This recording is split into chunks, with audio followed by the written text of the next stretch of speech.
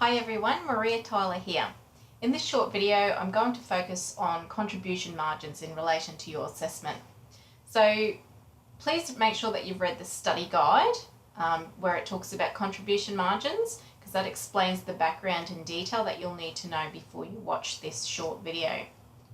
So contribution margins, to calculate them, essentially they're part of cost volume profit analysis, and they're most useful as part of break-even formulas and so forth. But essentially the mathematical equation is selling price minus variable costs equals a contribution margin. Now you can do this as total, so you can have a total selling price minus total variable costs. That will give you a total contribution margin, or you can do it per unit.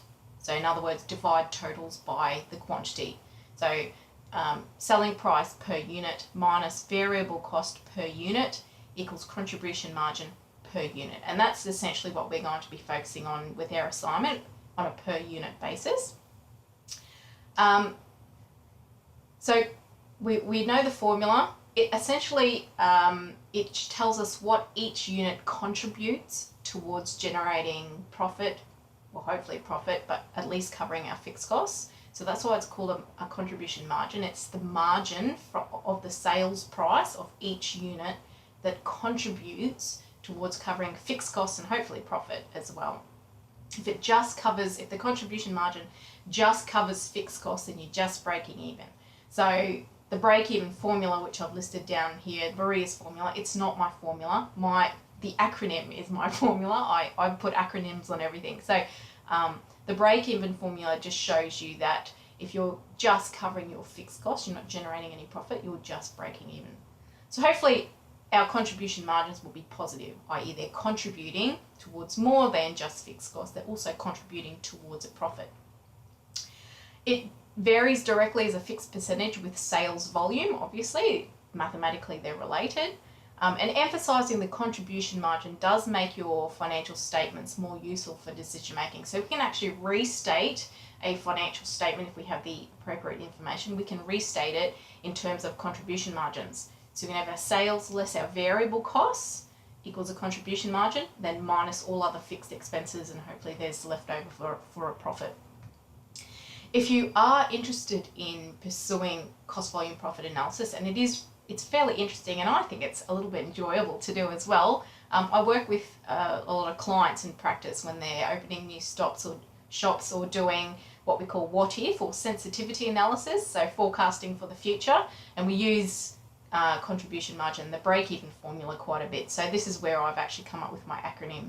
So I go in, I type my B equals FC on CM, and they can remember that, my clients can remember that without me having to be there. So the contribution margin approach is generally worked around this break-even formula, and there's a very simple example that I've put here. So break-even sales in units, basically our fixed costs. In this case, let's just assume our fixed costs for the year, whatever overheads we have, amounts to $150,000, and we've already calculated our contribution margin to be $15, which is our sales price minus the variable cost. So this is our contribution margin down here. So the break-even number that we need to sell in order to cover our fixed costs is 10,000 units. That's a very, very brief example. Now, for your assignments, you don't have to go through to that level of detail. You just have to show us your understanding of contribution margin, and that's pretty much what we're looking for. We want to see your understanding what a contribution margin means to you. So you need to, for your company, you have to think about your company a little bit, and then what sort of products do they have, and then estimate a sales price and a contribution and a variable cost for each of those products, and then calculate the contribution margin and explain it back to us, explain it to your marker. So my company is Wesfarmers, and Wesfarmers, as we all know, and most of your companies will be in the same boat, they have a number of companies that they own. So collectively they produce many products and many services as well. You only have to choose 3. So I'm going to make it easy for myself and go with their Coles company, because I feel like I can really show off my knowledge with contribution margin here. And anyone who's ever worked in Coles or Woolworths or any other sort of grocery or retail, especially the larger supermarkets, you will know that your managers strategically place products based on contribution margins and volumes of sales. So it's actually something that's used quite commonly in practice. So, you know, when you're shopping and you're waiting in the checkout, you're next to the aisle, you see some little products that have been placed there. There's a reason for that. So they might be a higher margin on those, or they might be higher volumes, but it all comes back to dollars. So strategic placement of products is used with Coles and Woolies, and since Coles is owned by Wesfarmers, I thought I'll start with that. So I'm going to choose 3 items that are sold in Coles stores. So for ideas, you can go online now. Coles and Woolworths both have the online shopping. So I can go into Coles website and have a look at their products and think about it. Now your companies, a lot of your companies won't be as simple as that, or they may be. I've had students with airline companies and they're like, what sort of 3 products do I have for these? You know, and I said, well, you know, it's up to you. We really want you to choose your own products that you feel you can show off your understanding of a contribution margin with. So, you know, if it's an airline, you might break it down into services or actual planes that they make, or different types of planes, depending on the different, you know, customers' requirements and so forth. So know your company well. This is why it's really important to know your company, so you can actually decide what products you can use to best show off your understanding of contribution margins to your markup. So I choose and put some pictures in my Word document because, again, you're communicating this through your Word document to your marker. So make sure that you are documenting what you are choosing. So I'm telling my marker in my Word document that I've gone on the website and I've chosen these 3 products.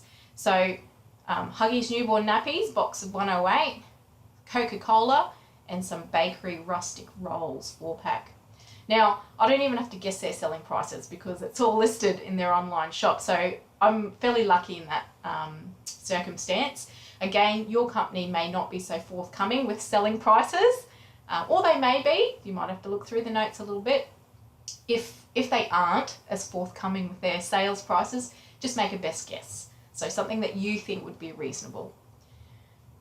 So we're not really interested in how accurate you get these prices. What we're interested in is how is your understanding of the contribution margin. So don't get too hung up on getting the correct sales price. But if you can, like I can with Coles, then for sure, put that in. I would even put some screenshots, you know, showing my marker that I Googled Coles online. I've typed in, you know, my search and I can show them exactly where I've got my figures from.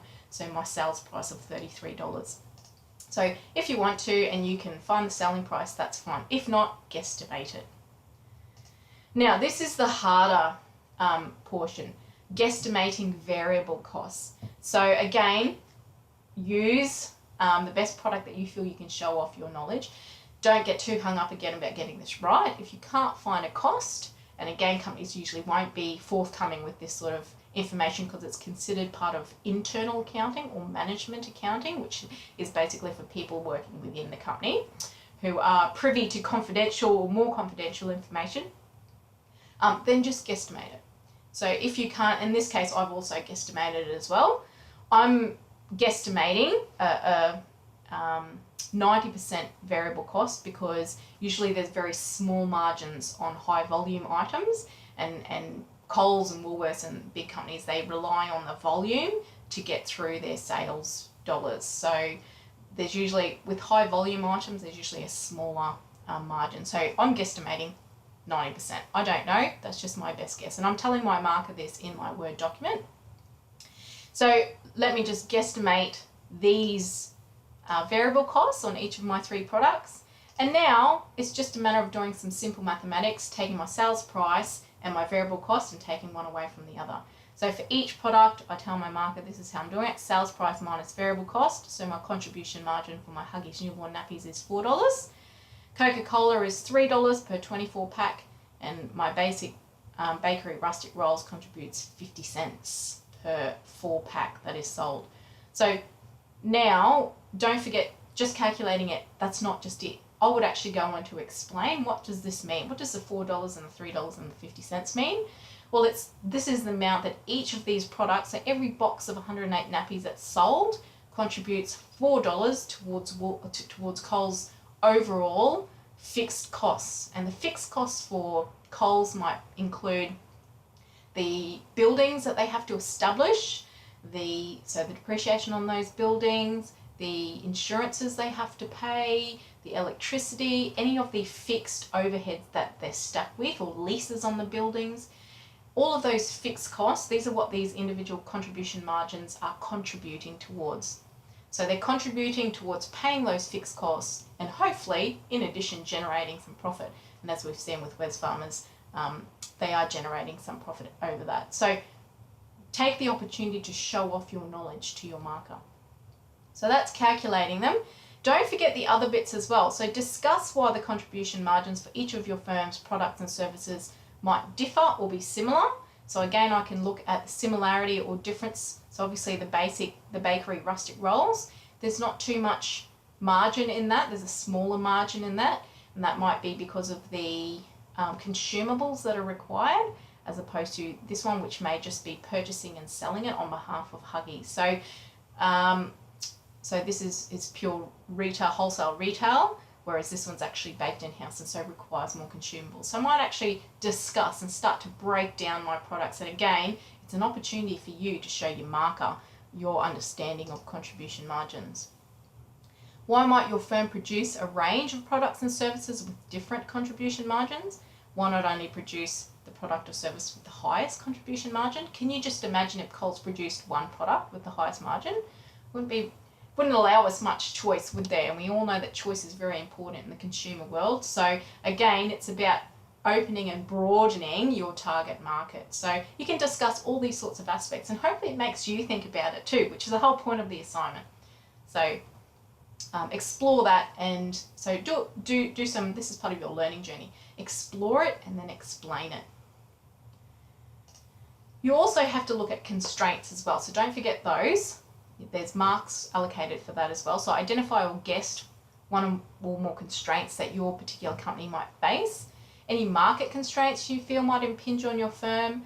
Discuss in what ways these constraints might be relevant when deciding whether or not and how much of the 3 products or services of your firm that you've identified that they should produce and sell. So again, with my example, constraints could include anything from inventory levels that they have to hold, because again, holding stock is a cost. Supply chain interaction. So again, Huggies or Coca-Cola mandates that you must sell at a recommended retail price. Competition from Woolies and other large independent grocers, and also the general economic condition in Australia. So I might discuss how each of those constraints affect my 3 products and services, and how Coles offers those and why they offer them. So that's pretty much it. I don't want to talk too much more. That gives you an idea of how you can address this aspect of the assessment, and I hope you have a lot of fun with it. Happy writing.